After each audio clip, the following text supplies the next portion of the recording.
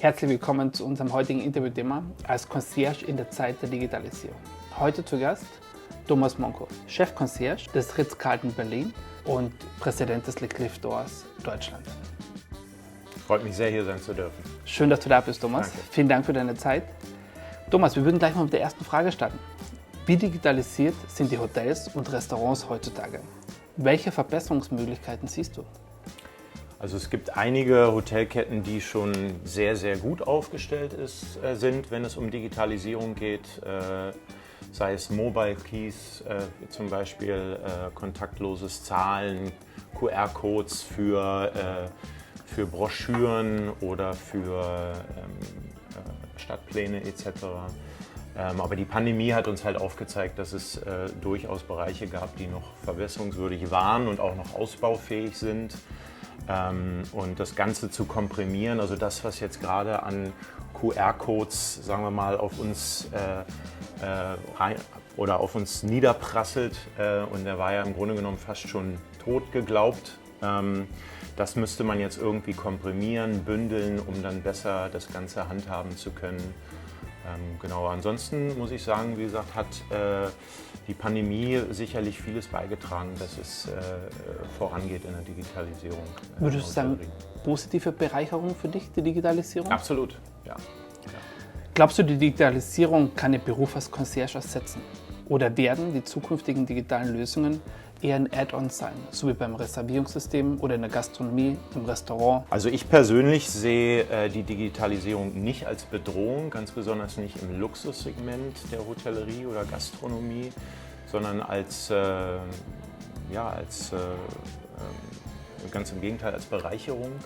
Wenn die Digitalisierung es schafft, mir als Hotelmitarbeiter und gerade auch als Concierge Zeit wiederzugeben, kostbare Zeit, die ich dann besser lieber mit unseren Gästen verbringen kann, weil ich halt zeitaufwendige Arbeit nicht selber machen muss, sondern digitale Werkzeuge das für mich übernehmen, dann sehe ich es tatsächlich wirklich als Bereicherung und nicht als Bedrohung oder als Gefahr.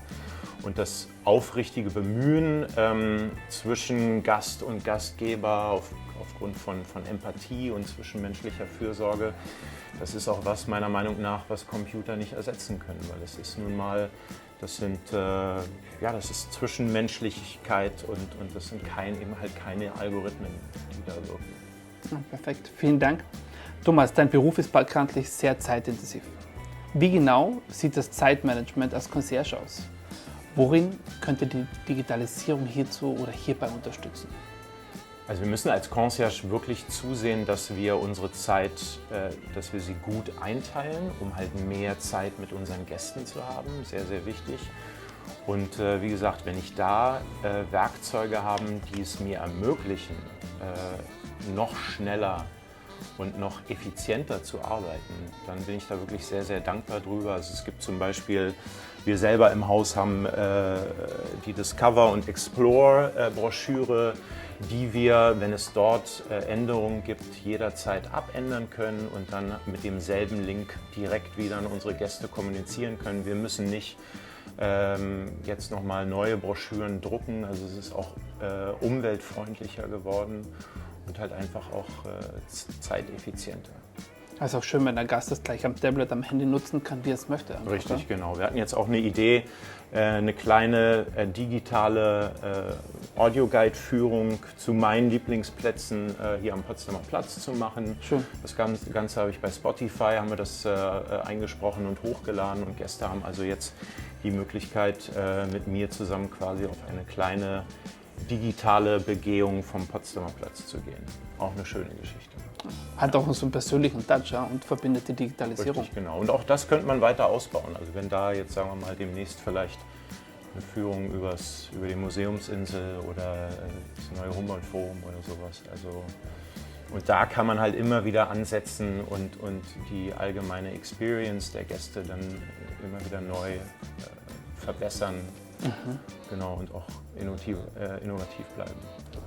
Thomas, wie wird man zum Präsidenten des Goldenen Schlüssels Deutschland? Eigentlich relativ unspektakulär. Also wir sind ja die Goldenen Schlüssel Deutschland e.V. Wir sind ein eingetragener Verein und als Berufsverband hat Mann oder auch Frau die Möglichkeit, sich als Kandidatin für die Stelle des Präsidenten aufstellen zu lassen. Alle 4 Jahre wird vor der Generalversammlung wird das Präsidium neu gewählt. Wie gesagt, jeder hat die Möglichkeit, sich da aufstellen zu lassen.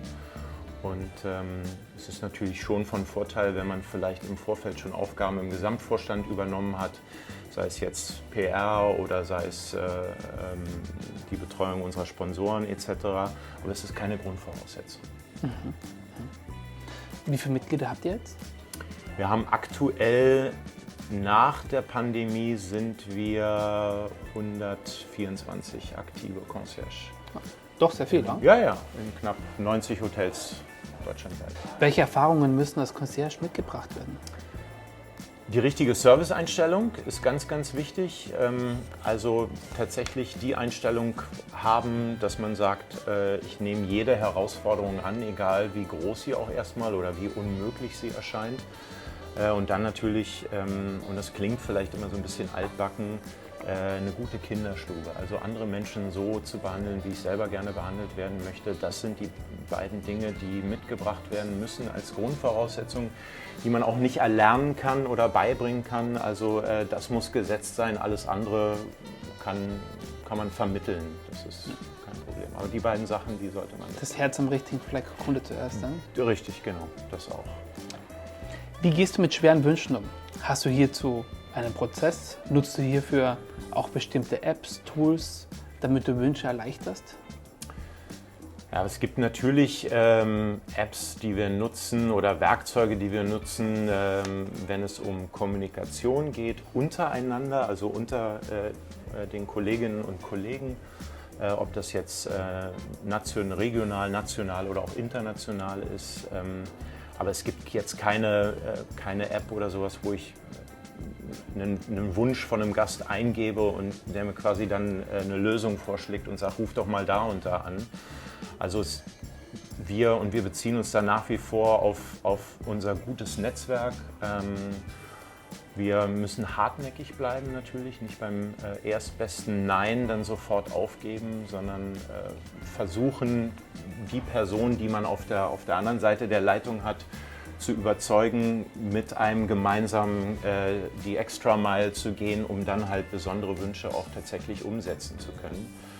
Und Kreativität ist natürlich auch gefragt. Also das sind so die 3 Grundpfeiler, auf die wir einfach zählen, wenn es um ganz besondere Wünsche und deren Erfüllung geht. Ist ja auch so ein Slogan von Starwood, we go the extra mile. So? Richtig, genau. Ja. Thomas, würdest du dir mehr Unterstützung wünschen in der Digitalisierung für den Concierge-Sektor? Ja, wie gesagt, in dem Moment, wo ich das Gefühl habe, die Digitalisierung unterstützt mich und gibt mir kostbare Zeit zurück, die ich dann wiederum mit unseren Gästen verbringen kann, dann würde ich es mir sehr wünschen, dass die Digitalisierung da einfach noch vorangeht und uns weiter unterstützt, dass wir, wie gesagt, mehr Zeit mit unseren Gästen verbringen können. Letzte Frage finde ich persönlich sehr berührend auch.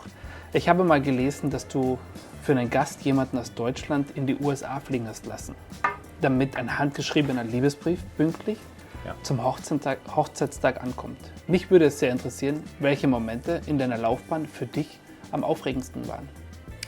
Also so eine romantischen, emotionalen Momente sind natürlich immer sehr, sehr aufregend und es war damals tatsächlich wirklich sehr, sehr spannend und hat unheimlich viel Spaß gemacht, das auch zu organisieren und jemanden zu finden, der bereit war, nach seinem Arbeitstag, nach 8 Stunden noch nach Los Angeles zu fliegen und dort ein handgeschriebenes Gedicht zu übergeben, um dann am selben Tag wieder zurückzufliegen. Das war die eigentliche Herausforderung an der ganzen Geschichte und das war auch. Und es ist halt schön, dass es bei Ritz-Carlton Menschen arbeiten, die genau sowas umsetzen und die genau sowas machen.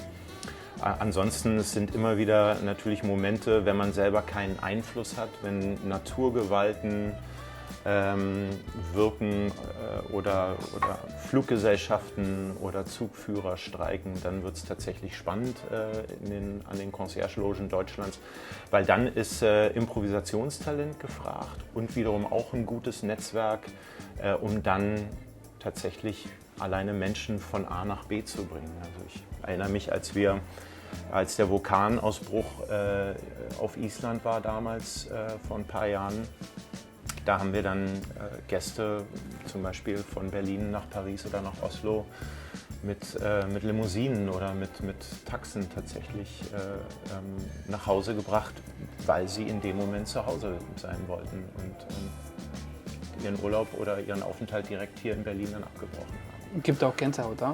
Es gibt Gänsehaut, ja, und es ist auch verständlich, dass man dann in so einem Moment zu Hause bei der Familie sein möchte und das ist dann immer spannend und aufregend und da werden wir ganz besonders gefordert. Großartig.